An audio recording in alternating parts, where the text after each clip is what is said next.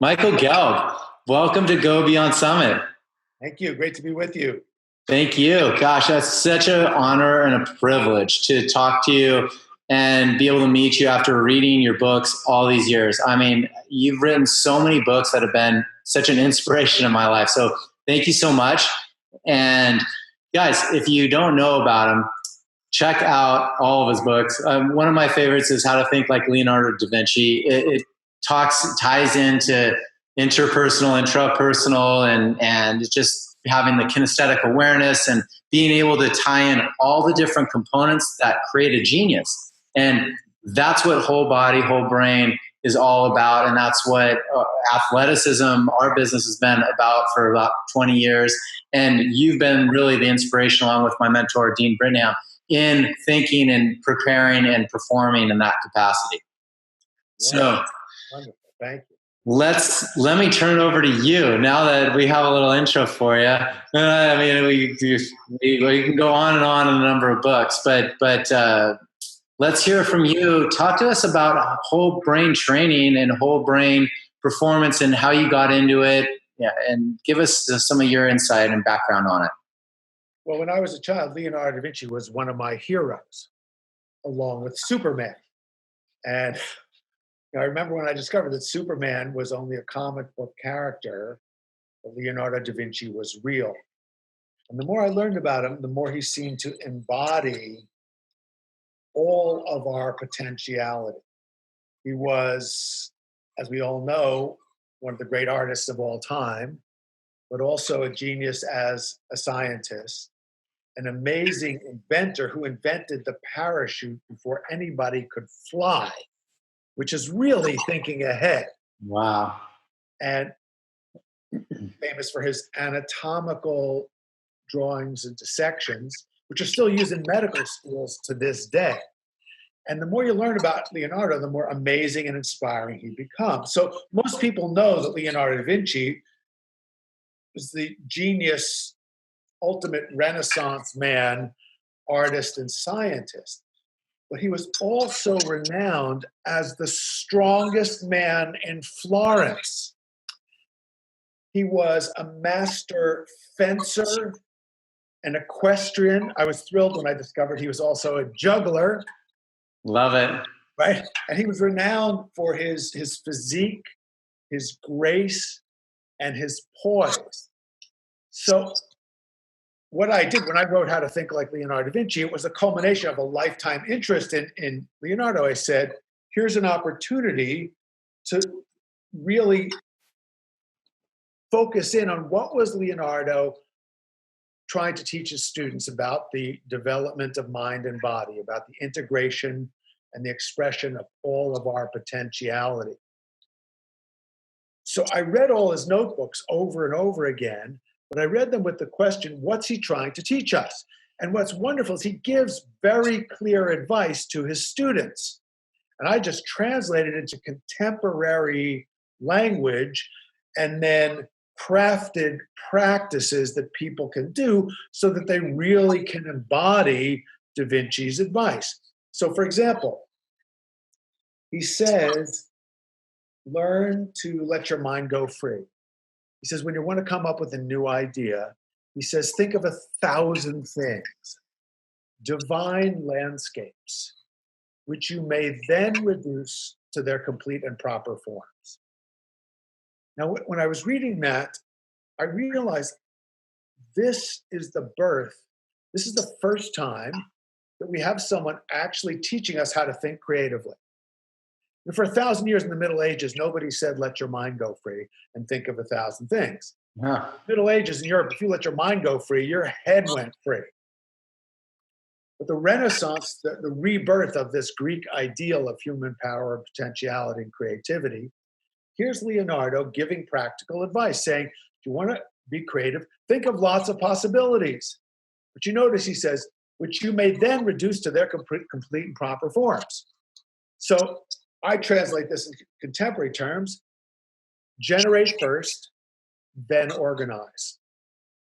It's like the writer's motto, write drunk, revise sober. This is the yin and yang of creative and critical thinking, which is how we really access our full intelligence. But one of the other marvelous things about Leonardo is it's not just some notion of this disembodied intellect. We're all familiar with the Vitruvian man, the beautiful canon of proportion figure that Leonardo crafted as an illustration for his friend's book.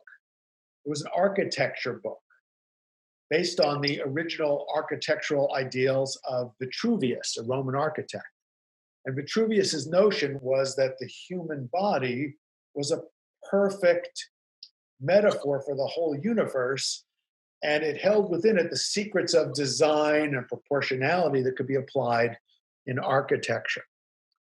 So how is it that Leonardo draws this image of the body that 500 years later, well, we see it as a logo for chiropractic offices, physical therapists, trainers, Pilates teachers, yoga, Tai Chi, Qigong, nutraceuticals. Why? Because 500 years ago, Leonardo gives us an image, a living image, an eternally radiant image of our own wholeness, of our own connectedness, how our own being truly is a microcosm of the whole universe. So, but he doesn't stop there. He gives us practical advice in his notebooks. He says, learn to preserve your own health. Now, isn't that today what we call holistic health? You're responsible for your own wellness. Exactly. Leonardo writes 500 years ago, avoid grievous moods and keep your mind cheerful. Well, today we call that psychoneuroimmunology. We know that your attitude affects your immune system moment to moment for better or worse. Leonardo says, eat a healthy, wholesome diet of the freshest, most wonderful things that you can find. Share them with your friends, have a little red wine with dinner, and get moderate exercise. What else do you need to know? And then he cultivates his ambidexterity and suggests that we do the same, because physical ambidexterity is a metaphor for our psychological ambidexterity, for our ability to integrate logic and imagination, art and science. Beautiful. It's unbelievable. So I know you're a seasoned juggler with those silky hands I've seen. Now, what are some of the other ambidexterity exercises that you enjoy doing? Well, my main ambidextrous practice is Qigong. And for years before that, it was Aikido. So I'm a fifth dan in Aikido.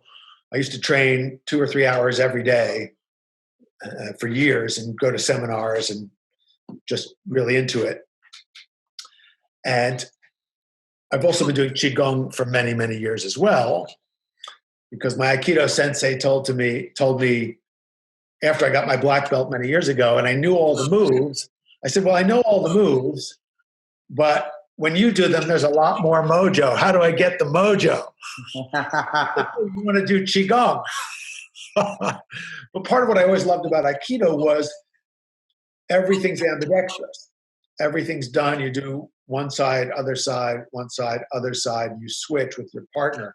So you're continually getting the balance of the two sides, both in your own being and then through connection with another person, which seems to create this phenomenal synergy.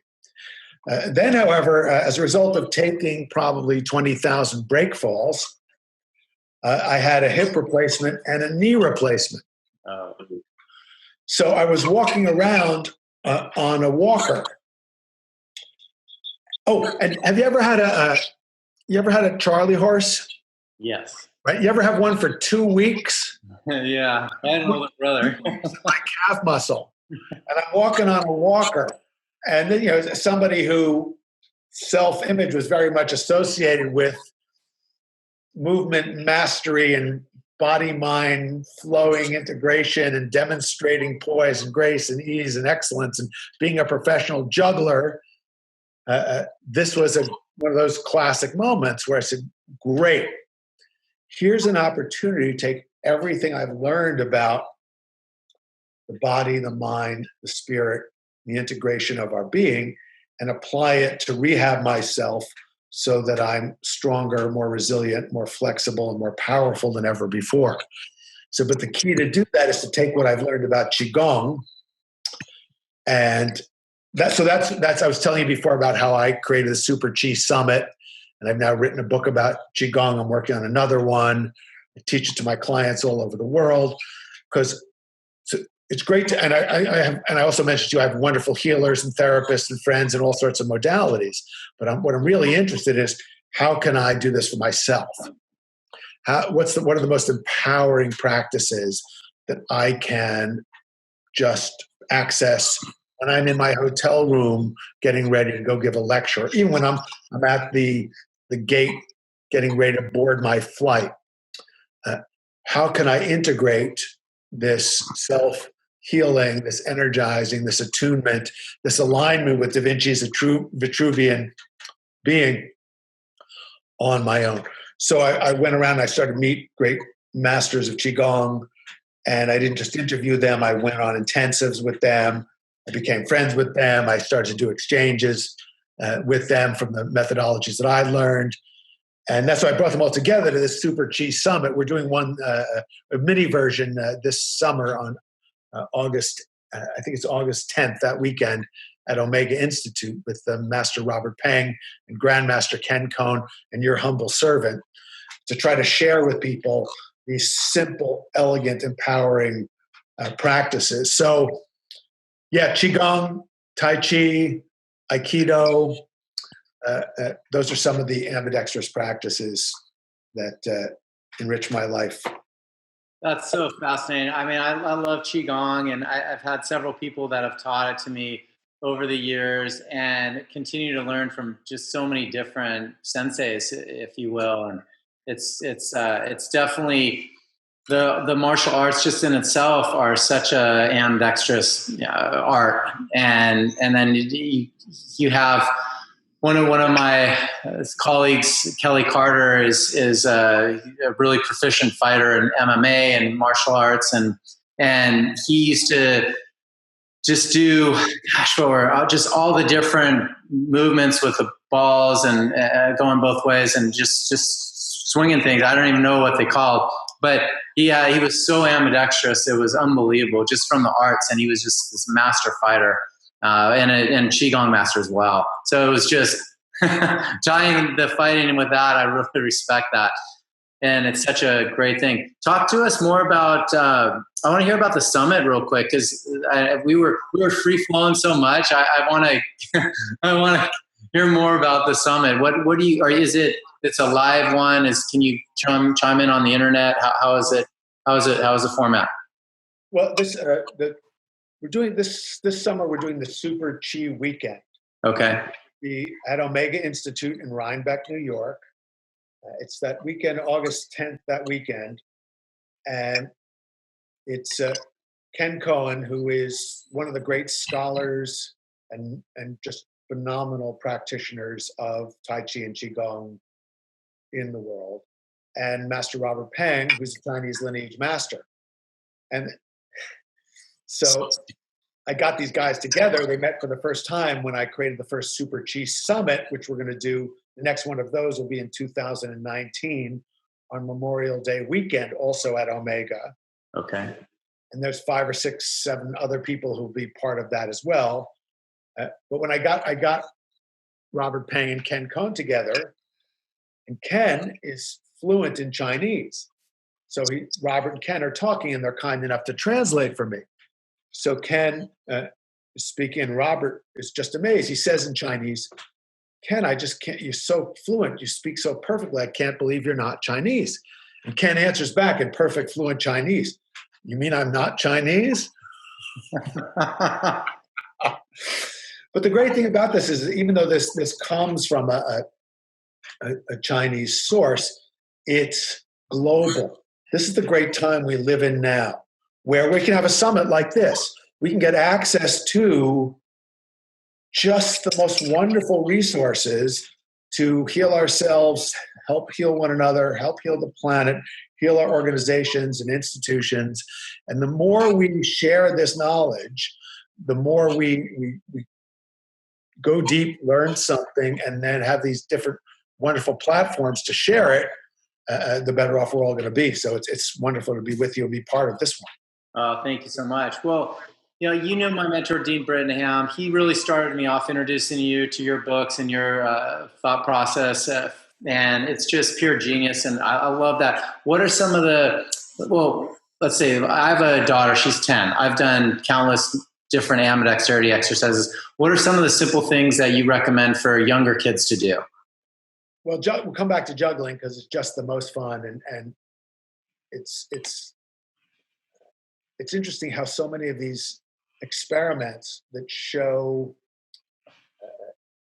the effects of various activities, ambidextrous activities on brain development, on accelerating brain development, involve juggling. And the classic one at Regensburg University with Professor Arnie May, it was done with adults, but they found that adults who practice juggling 15 minutes a day over 3 months showed significant improvements in their brains. Wow. So, I mean, obviously, I always come back to juggling, but then if you want to juggle on a balance board, you get even more benefit for obvious reasons. And having said that, there's another element that I want to emphasize that's part of my core practice and core secret for both my rehab, my own rehab, and what I teach others, and why is it that these Qigong masters invite me to teach with them? I didn't grow up as a lineage master, but I have been a teacher of the Alexander technique for over 40 years. Wow. And my first book is called Body Learning, An Introduction to the Alexander Technique. And I actually wrote it 40 years ago. It was my master's thesis. And if I would take one thing that people can do that will optimize their performance in everything else they do, including their Tai Chi and their Qigong or any other exercise or their juggling, it's the Alexander technique. And it's because exercises are not enough of your time to really make all the difference. Mm-hmm. What makes all the difference is how you are all the time. Right. And if the way you are all the time can be more poised, more balanced, more integrated, freer, lighter, easier, then any exercise you do is going to be so much more beneficial. So Alexander technique, to me, it's Western Qigong. Mm-hmm. And I have a friend who's a Tai Chi master. And I just sent him to one of my colleagues for Alexander lessons because I gave him a little demonstration. He said, "Man, that is unbelievable. It makes all my Tai, I'm floating him." He's a Tai Chi master. He teaches seminars around the world, but now he's having regular Alexander lessons. He just wrote me an email. He said, "I want to talk to you about the alignment of the coccyx because I'm learning new things based on my Alexander study. And it's seeming that there's a way that the coccyx can align ever more naturally instead of having to position it as we often try to do in Tai Chi." Say, yeah, exactly. So, having said all this, I mean, we all need all the help we can get in the world today. So, and the other truism of self-development is that you really are your own best teacher. No kidding, really. You really are the guru.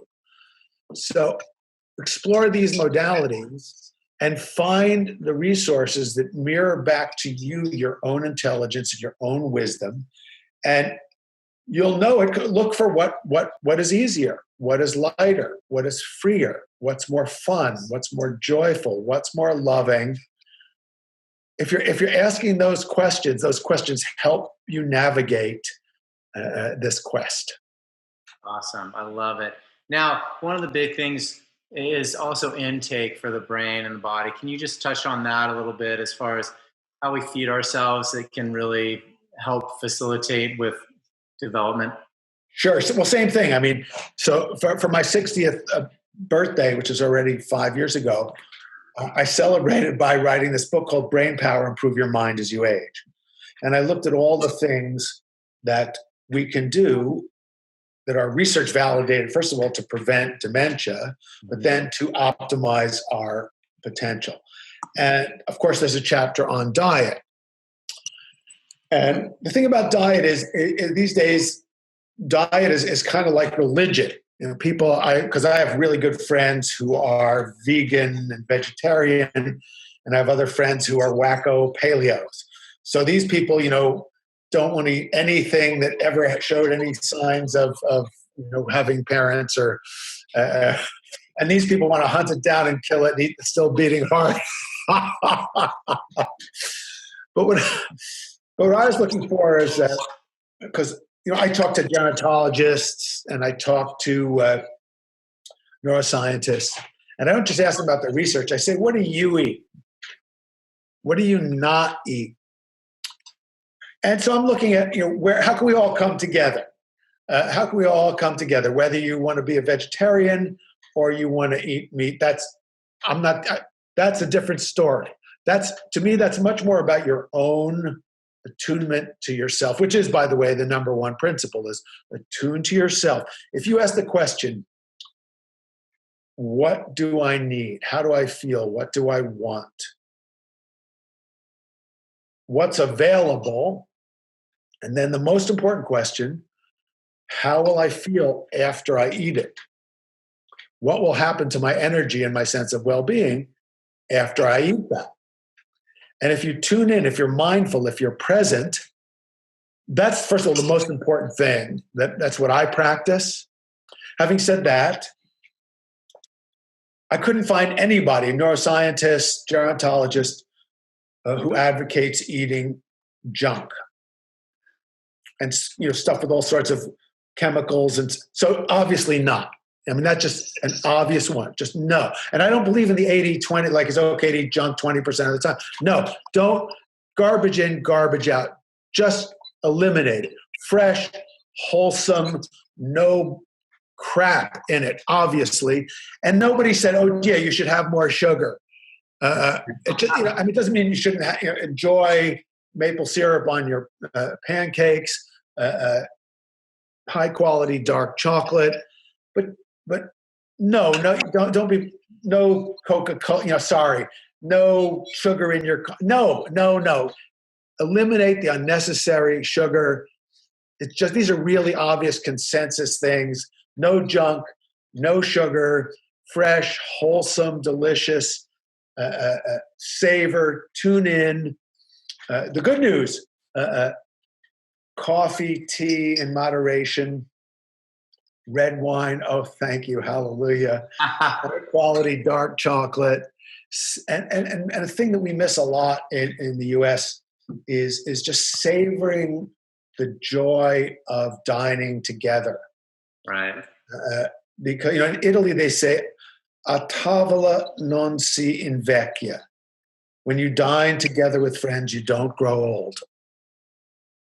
Awesome. I love it. Well, I have to tell you this. I got my wife a new book for her birthday, and she is quite an entrepreneur. She invented the twist band, which is a no dent hair tie, and so we built it and sold it. Little background on us. I don't know if you knew, but anyhow, now she's on a new company called Campo Beauty. It's a modern essential oil, modern aromatherapy company, and so she has her own brilliant creative genius in her. So of course, there's no other book to get her than Wine Drinking and Inspired Thinking. Awesome, man. So that's showing up for her on Friday. That's great.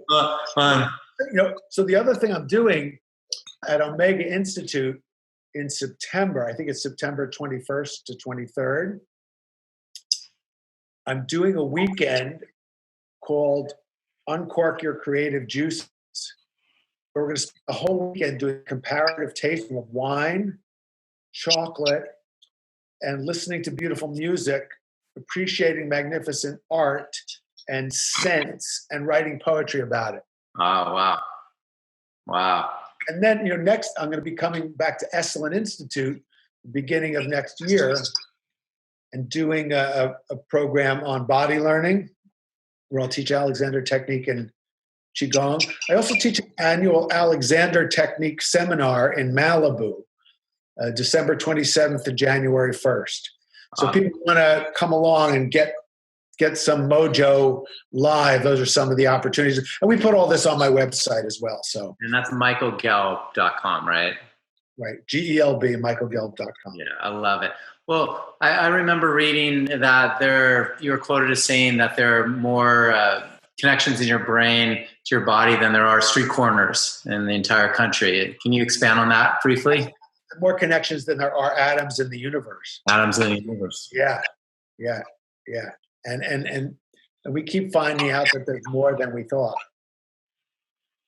So when people talk about the potential for creation being virtually limitless. It's true. So when we always say, gosh, most coaches, when I work with teams and such in the past and present, I guess, is they're looking for getting 1% out of someone. I could quantify my nerve work could get about 20%, someone 20% stronger. There's an ARX machine that measures your power output. So we can test it before and after, and it's about 20%. And so, and that's just one treatment. But when you start doing all these whole brain trainings and whole body, and then Qigong and breathing and creating and journaling, and then intake wise, I mean, it's virtually unlimited as far as your capacity to go. And 10x, that's 1,000%. I mean, that's definitely achievable, don't you think? Sure. I mean, we most people just have no clue about because society doesn't, school doesn't teach you. You have every child. They don't teach you you're born with the potential of Leonardo da Vinci or Marie Curie. Every child is born with this amazing genius potential, and every parent knows this. Every parent knows their kid's a genius. You look at their eyes, you look at their energy, you look at their poise, they're upright, they're open, they're wildly curious, they're incredibly imaginative, unlimited, constant energy, total curiosity. They're always asking questions. That's the first principle for thinking like Leonardo. But then we send them to school, and unfortunately, they learn that answers are more important than questions. And then they start to, and you watch what happens to their bodies. First graders are like this, but by the time they're in second, third, fourth grade, kids start to be and then they're teenagers. And what's happening? Well, that child who's alive with curiosity and imagination and energy asks a question. And it's a creative, original question. And the overworked teacher says, no, that's a silly question. It's not in the state mandated curriculum. And the other kids in the class go, you are an idiot. And inside everybody's brain on that day, something to the following effect takes place. Never, ever, ever do that again. So kids learn that they have to figure out the right answer. And that's the one held by the person in authority. So I'm devoted to helping everyone discover the renaissance, the rebirth of their natural Da Vincian potentiality. It begins with curiosity, begins with asking these magnificent, life-changing questions like, who am I? Well, I can answer that. To sum this up, you are a true genius, a Renaissance man, an inspiration for me and so many millions of people who've read your work. So thank you for all you do. Sincerely, it's just unbelievable. You guys, and just hearing your energy and your talk, you embody everything about moving energy, and really it just flows so freely. So I loved our conversation. I love listening to you talk, and I love reading your books more. more. I want to come have a session with you. I want to get on that. I want you to work with me. I want to hit that machine, and then let's see if I can get, boom, 20. If you get me 20%, man. Like that. I'm there. Oh, we can quantify. We'll look forward to having lots of fun together. I know we will in the years to come. And I hope everyone jumps in on your Super Cheese Summits and hits you up when you're in Malibu and all your different talks, because you're just unbelievable. So love it. Thank you so much for going beyond with us on whole body, whole brain training. And you guys jump on his links, go to michaelgelb.com, buy his books, everything. It's all going to be on our site. And thank you again, Michael. Appreciate it. My pleasure. Thank you.